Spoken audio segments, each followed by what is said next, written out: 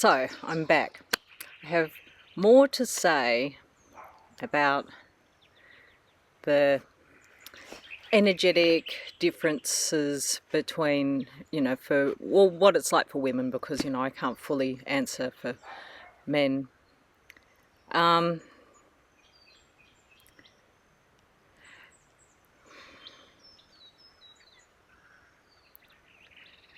So when you look around the world and you look at the most extreme cases of women being treated as inferior, having their rights taken from them pretty much, like in some Muslim cultures, like in Saudi Arabia, around the Middle East, Pakistan,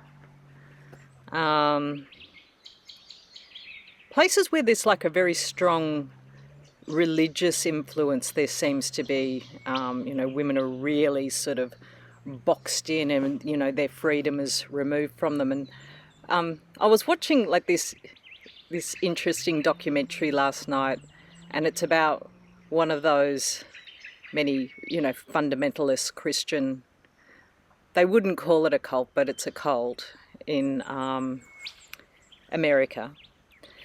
And in this one, they were like really into sort of no contraception, like every single birth is a gift, and these women and the children that were being born into this environment were having to basically give birth to just endlessly until they could no more. And this one of them was actually was on a reality TV show, so everyone could see it, but all the Christian fundamentalists loved it, and because it's all edited, they were able to sort of gloss over what was really going on behind the scenes, but the documentary sort of showed that.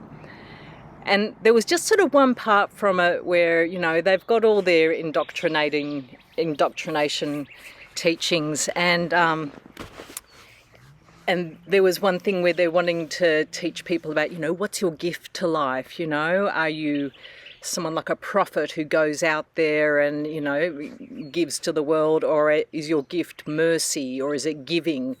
And the people who were being interviewed and, revealing the truth, they said all women were on the mercy giving side, and all men were in the, let's go out there and be amazing preachers and everyone listens to us and we have the answers, we have the truth, and we know everything. Women know nothing. They're there to just take and receive and, take it all in.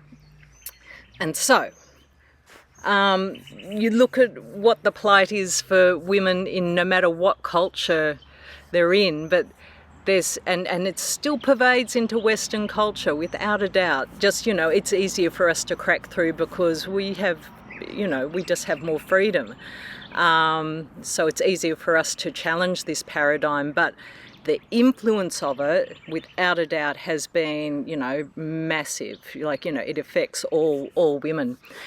And so, it's, women would also say it's very natural for us to take in, to receive energy. Like I'd watch my mother, we had a sort of a matriarchal dynamic going on in our household, and I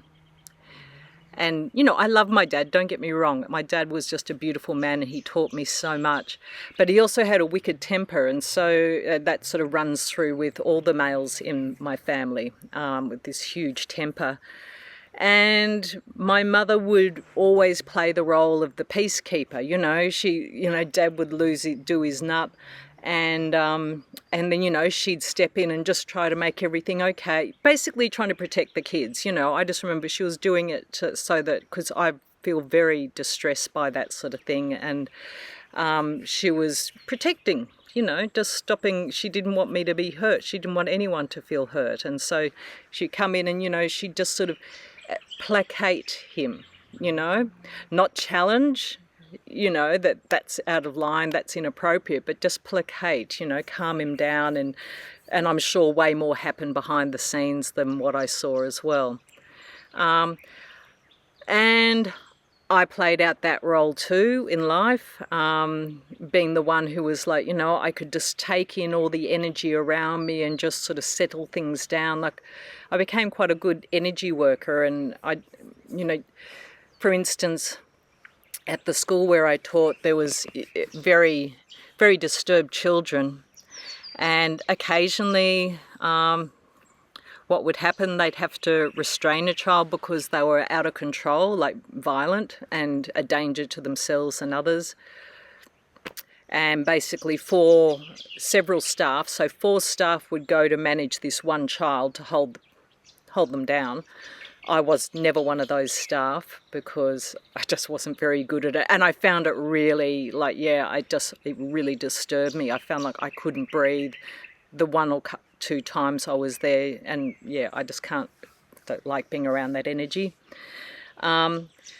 And I was generally the most experienced staff member who was then left to manage the whole school. There was 40 more children. It was a very small school, but, all very, really electric, dynamic. Anything could happen at any moment. And I was the one who'd manage all 40 children and out in the playground generally. And I tell you, I'd just move around like a butterfly, and I could just sort of, put out fires here and there, calm the kids who were feeling scared about the sounds of another child screaming and, knowing they're going through something. All the sort of kids who are needing a lot of attention, just giving it to them and just engaging everyone, but just moving and keeping them all busy and active and, so that, it was a very peaceful environment and you barely even know what was going on over there. And sometimes, we were actually helping for that child who was experiencing, this massive upheaval, this tantrum and everything. I know that energy was helping that child to calm down, because being pinned down by 4 adults, that doesn't really help, in my opinion. It's not really calming the child.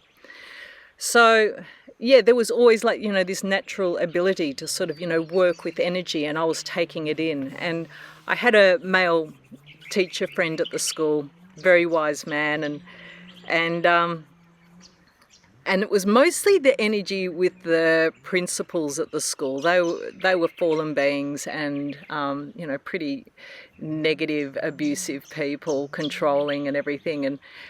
And I talk with him about how, I was suffering from this experience and it was so difficult. And he said, you just need to be transparent, just let it flow through you. And honestly, to me, I was like, what is that? How do you let energy flow through you? All I knew was how to take it in, to take in energy. It seemed impossible. It just seemed totally impossible. And so, if I look at sort of an energetic difference between women and men, and I'm not so I don't think it's natural. I think it's conditioned, that men are much better at being very detached, not so worried about what other people think. I think that's why, men can speak more easily and men move into, it's a world that's designed for men, but they can move into things like politics and everything, and, all of the horrible slagging that goes on in politics, it's just water off a duck's back. They don't care, they don't give a shit, Whereas women, we've been trained to be, way more sensitive, and, there's no way I could have done something like that. And I have deepest admiration for, the women who do rise up through the political ranks to go in there. And some of them, they have to, put on some sort of a male armour to do that, like a masculine armour, I should say, because not all men are this, just let's forget this is not some warlock hunt, for want of a better word. It's just trying to raise awareness about how the feminine consciousness is impacted, and to raise awareness particularly for men who are wondering, why are you talking about this? And I'm just doing it as part of the general movement forward, that a lot of women are playing a role in bringing balance to this planet, bringing balance to the genders. And we just need to start looking at that energetic balance and just, you know, if I just take responsibility for myself to realise that, you know, I can be transparent, I can be non-attached to what's going on around me, and I'm sort of learning it now. Like, I'm just at, you know, this cusp point where I see it. I see this personal, you know, how everything gets personalised, and the masters refer to that as the personal self, and I'm just sort of learning now, like, you know, it doesn't matter, you know, what other people think of me or anything, like, and if they do perceive me in a certain way that's negative, then that's their problem, you know, that's their attitude, that's their perception, and I don't need to worry about that. I don't need to take it in, I don't need to change it, I don't need to take it personally. It's just is what it is, you know, they're on their journey. I'll just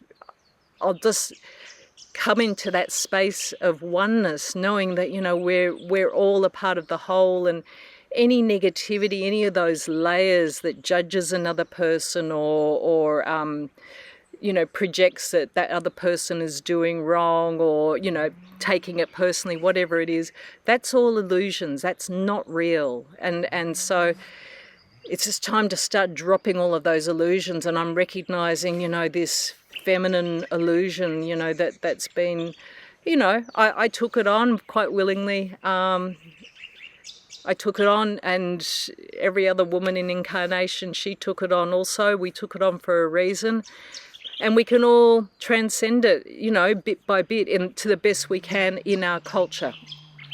It's going to be a different story for everybody, how they go through that process, but particularly us in Western cultures, you know, we can really sort of throw off those shackles and, you know, just learn to be like, you know, that duck, in because there's ducks in this dam too, but yeah, the duck, you know, and you just watch as the water just, you know, it doesn't even roll off their back. It's just, you know, it almost doesn't even touch their back, like, you know, it's just sort of there and just drops away. It's kind of fascinating how that works.